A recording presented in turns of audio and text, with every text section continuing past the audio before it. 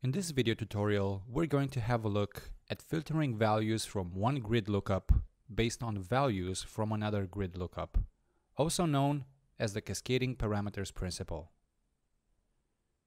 To demonstrate this idea, we will need to create three new tables. We're going to access the database structure and create our first table, which is going to be called car. Second one, make. Then the third one, model.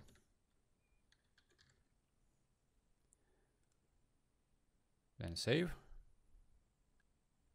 And the idea behind this principle is the following. If you select a value from the make table, so a particular manufacturer, only those models that the manufacturer created will be displayed. That means that we will have to create a one-to-one relationship between car and make, and also another relationship between car and model. This being said, we will select the car table and start creating our relationships. We're going to add the lookup grid. Then select make. Click on accept, and another one which is going to be joined to the model table. Okay, click on accept, then save. Then we can save and close this window. Now we need to take care of the views. As I said in previous videos, views allow you to interact with your data. So we are going to create a grid view from here.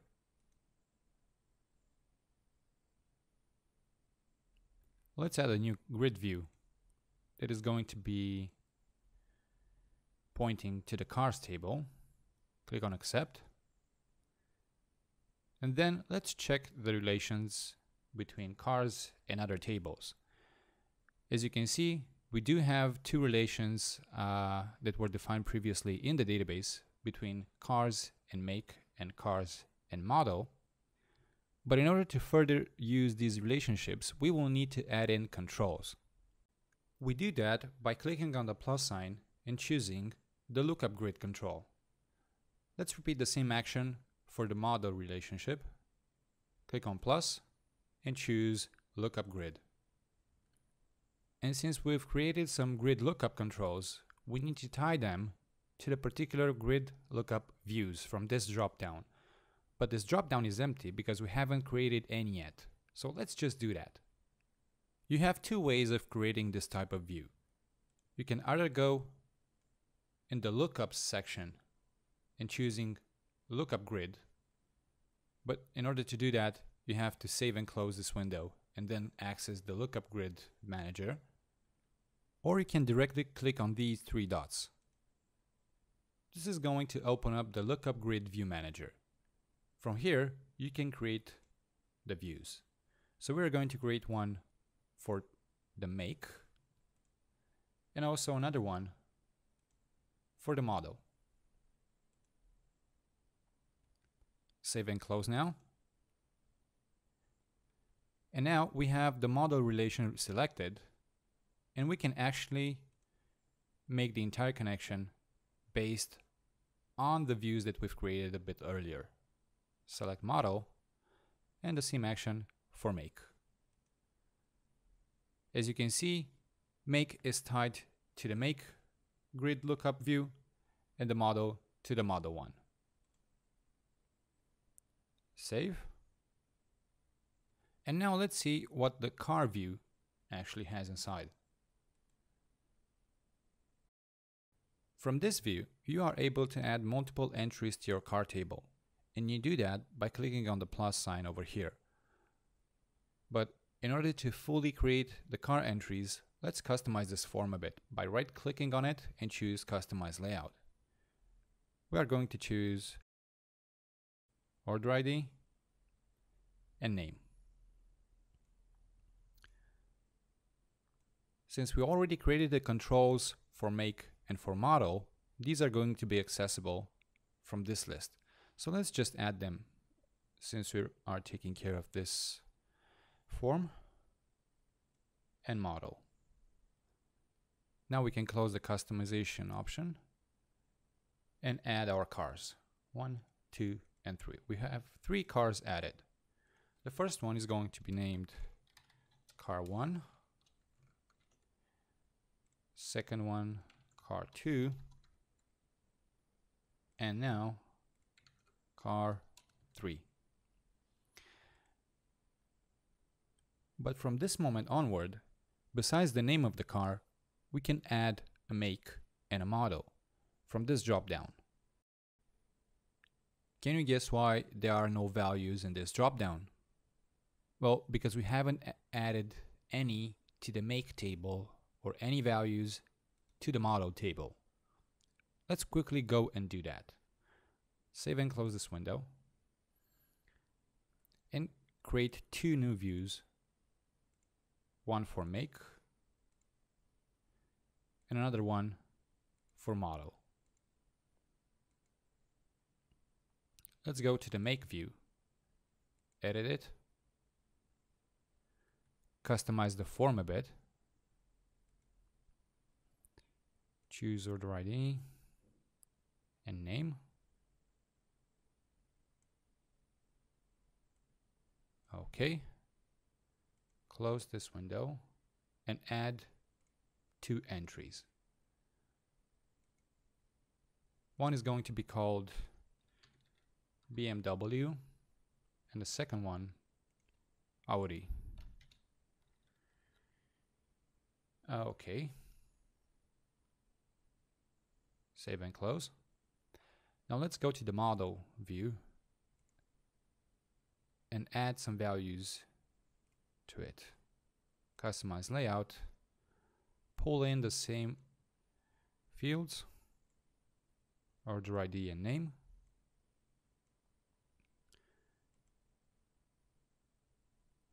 And add multiple entries to this table.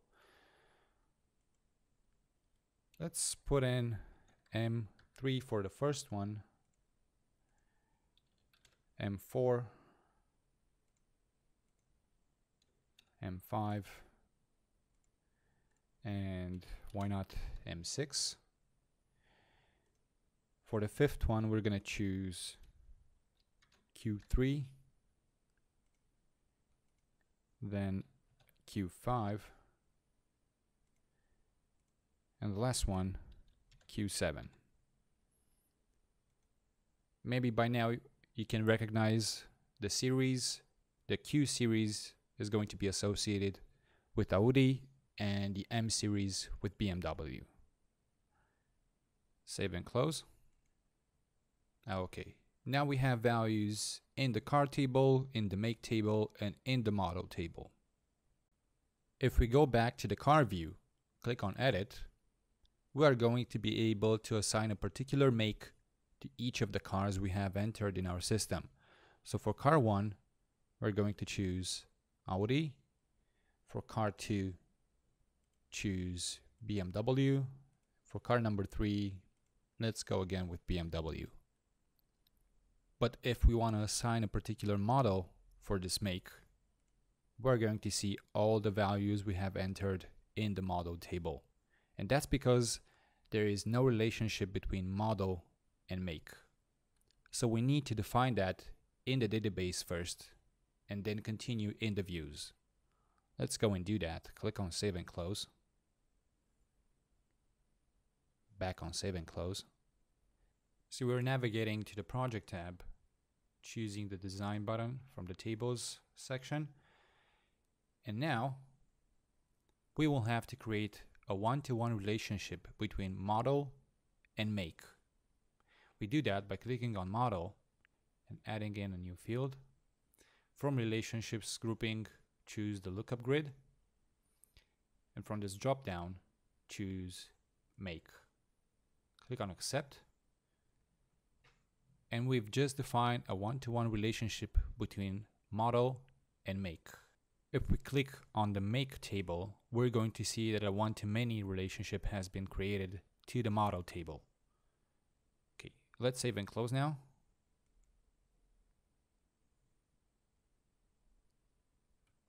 Get back to our views. Okay, Gridview. And remember that for each of the relationships we have defined in the database, we also defined controls in the views. So select the model view, go to relations, select the relationship we've just created, the make one, and add the control. The same type of control we've used before.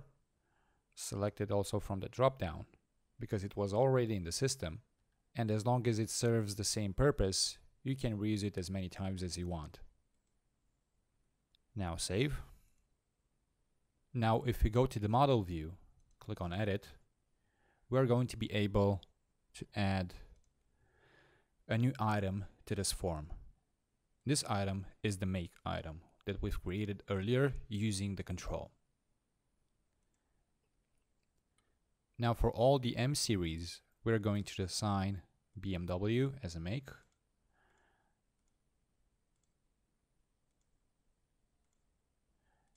M6 also BMW, and for the Q series, Audi, Q5 and Q7. Okay.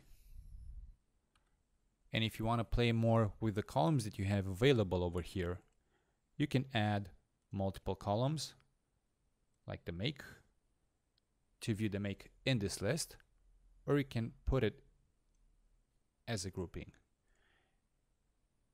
I think we need to save first. Okay. And we have all the Q series assigned to the Audi make, all the M series to the BMW one. Now let's save and close.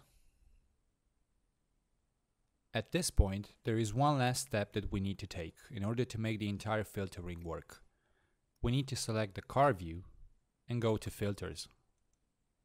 Also make sure that you have the model relation selected and apply a particular filter based on the control. From the drop-down, select the make, and from this drop-down, also select the make. What this does is two things. It compares the values from the make control in the car view to the values in the make control from the model view. Let's see if this worked. Let's save first and go back to the car view and edit it. For car 1, we have Audi as a make, and from this drop down, we will see only the Q series are going to be displayed. Let's choose Q3 for this car. For the second car, we have BMW as a make, and for model, guess what? Only the M series are going to be displayed. Let's choose M5. And for the third one, also BMW as a make, choose M3. Let's save it. If you would like, you can play more with the columns that are displayed in this section. Let's remove these. Okay, and add some extra column from the column chooser. We're gonna put in make and also model. Let's close this window. We can also see that car 1 has Audi and Q3 assigned, car 2 BMW and M5, and also BMW and M3 for a third car. And if you like to do some additional groupings, you can just drag these columns up here and create the groupings that you want. You can save and close. Also save and close. And this is how you filter one grid lookup based on the values from another grid lookup. I hope this has been informative for you, and I would like to thank you for watching.